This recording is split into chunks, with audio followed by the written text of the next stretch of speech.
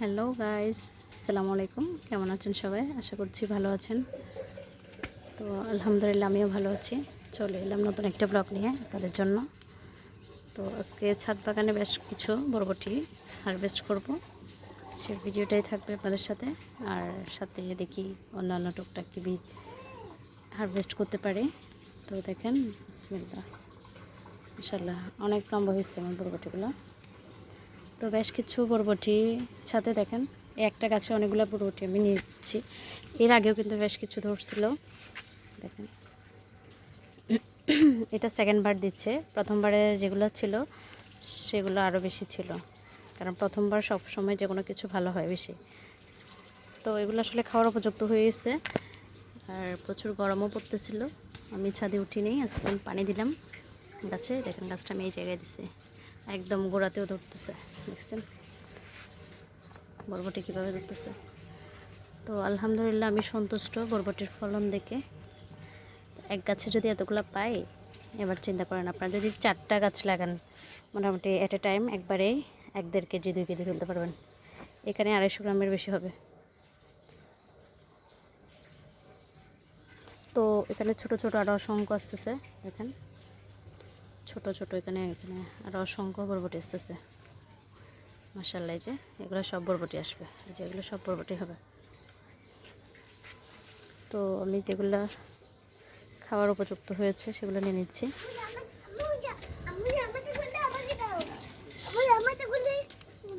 তুমি ভিজে ফেলছো কেন মা?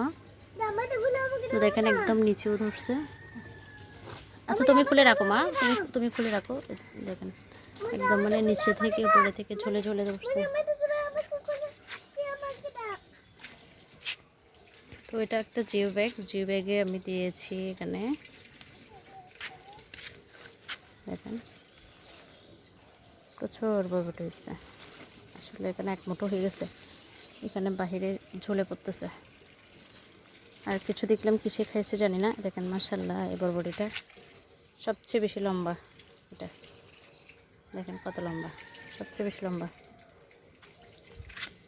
তো দেখা যাক এখানে আসছে কিনা। তো দেখতেছি আলহামদুলিল্লাহ ফাঁকে ফাঁকে অনেক বরবটি ধরে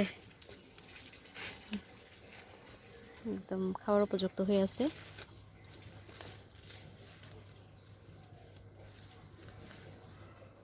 তো এটাও নিয়ে নিই।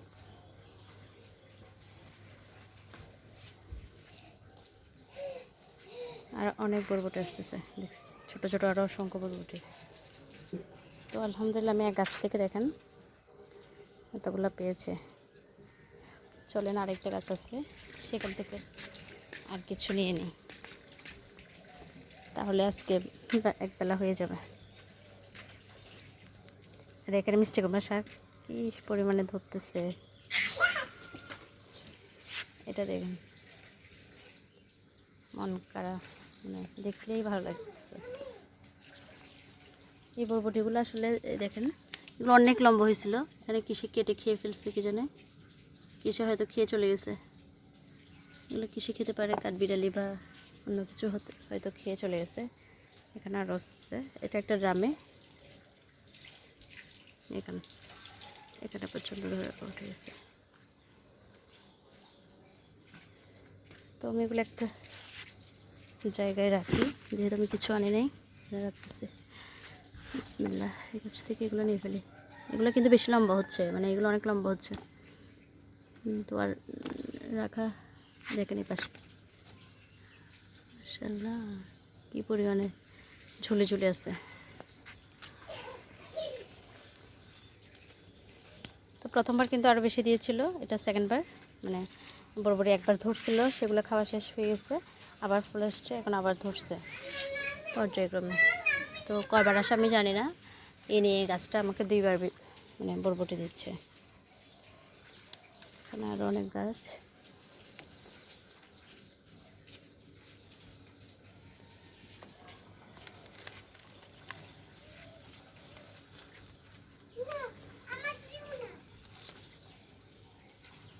আর এখানে রয়েছে কাঁচামরিচ, পাকামরিচ, সব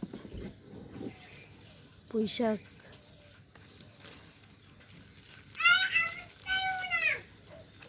হ্যাঁ, তোমরা পানি নিয়ে আর খেলা করিও না, চলে আসো। বেবিরা মোটর ছাড়ছিলাম আমি, পানি দিচ্ছি গাছে। কালকে পানি না দেওয়াতে সবগুলো গাছ একদম শুকায় কাঠ হয়েছিল। তো বিকালটা আমি এখন পানি দিয়ে দিলাম আর এগুলো হারভেস্ট করে নিয়ে যাচ্ছি। দেখেন এখানে আরও অনেক আসতেছে।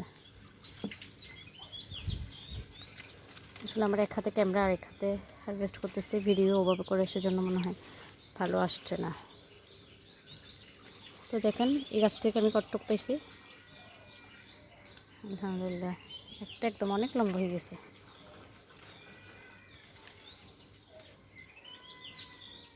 তো সব মিলাই আই হোপ দেখেন কতগুলো হয়েছে। পরে এরকম একটা মুটি হয়েছে, মানে হাফ কেজির হবে, হাফ কেজির বেশি হতে পারে, হাফ কেজির চেয়ে বেশি হতে পারে। তো এরকম 4টা গাছ লাগলে আপনারা একবেলা মনে করেন যে 2 দিন প্রতিদিনই তুলতে পারবেন, কেননা আগামীকাল বা পরশু দিন এগুলো বড় হয়ে যাবে। এবং 4টা গাছ লাগালে আমি মনে করি আপনারা খুব ভালোভাবে বরবটি শিম খেতে পারবেন। ছাদ বাগানে কিন্তু অনেক ভালো হয়, মানে প্রচুর হয়। আর আপনারা যেটা করতে পারেন, বরবটি শিমটা একটা মানে গাছের প্রথম বরবটিটা রেখে দিবেন, সেখান থেকে যে বীজ হবে সেগুলো পরের বছর দিলে আবার হবে। এর পাশে আমার লেবু দেখলে মন ভরে যায়, মাশাল্লাহ। এখানে আছে মালটা গাছে পানি পড়ে, খুব সুন্দর লাগতেছে। তো এই দেখেন এখানে একটা গাছ দিয়েছিলাম, এটা মরে গেছে আসলে। দেখেন একদম বীজ এখানেও আছে। এই যে প্রথম আমি এগুলো আসলে না সুযোগ পাই না, আমি ছিলাম না 3-4 দিন আসিনি, একদম গাছ সহ মরে বরবটি সহ একদম ঝুলে ঝুলে আসছে সব। এই বীজটা যখন আগামী বছর ফেলবেন, শুকায় রেখে দিলে হবে, আগামী বছর ফেললে আবার উঠে যাবে। তো আমি কিছু বীজ নিয়ে রাখছি, এগুলো আবার লাগবে না, সেজন্য এখানে ফেলে রাখছি অনেকগুলো বীজ ধরতে গেলে। আর এখানেও মিষ্টি কুমড়া শাক প্রচুর হয়েছে। এই বিচ্ছু পোকার যন্ত্রণায় শেষ, কি যে করি।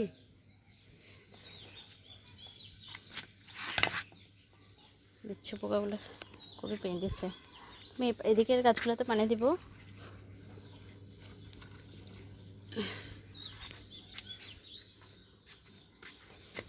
লাইন 2টা করতে হয়েছে, ও পাশেরটার জন্য একটা, এই পাশে একটা, যেহেতু ছাদ বড়।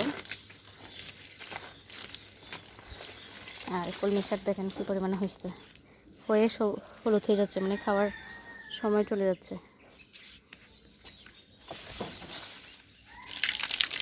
এখানে একদম এই গাছটা খটখটে হয়েছে।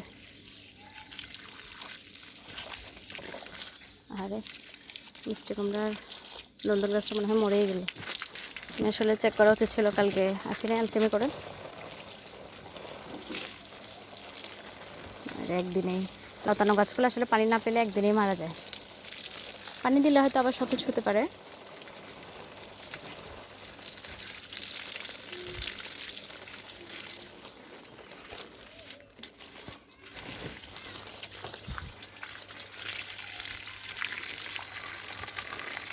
তবে গাছের গোড়ায় যে ক্রিস্টিন ওয়েস্টগুলো দিয়েছিলাম, ওগুলো শুকা একদম কাঠ হয়ে আছে।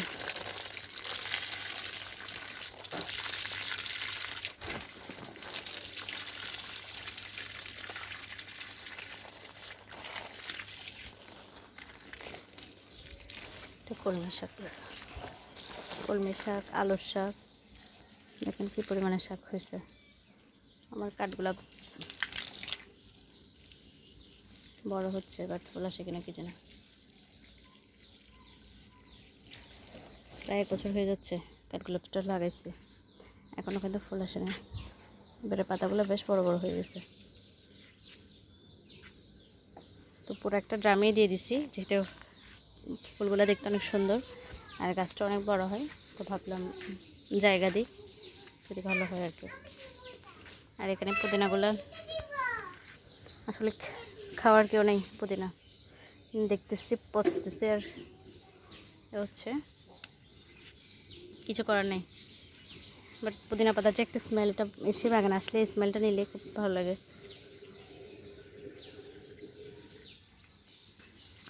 যাই হোক ভিউয়ার, সবাই ভালো থাকবেন, সুস্থ থাকবেন। আজকে এই পর্যন্তই, দেখা হবে অন্য কোনো ভিডিওতে। সবাই সবাই আমাদের জন্য দোয়া করবেন আর বাগানের সাথে থাকবেন। আসসালামু আলাইকুম।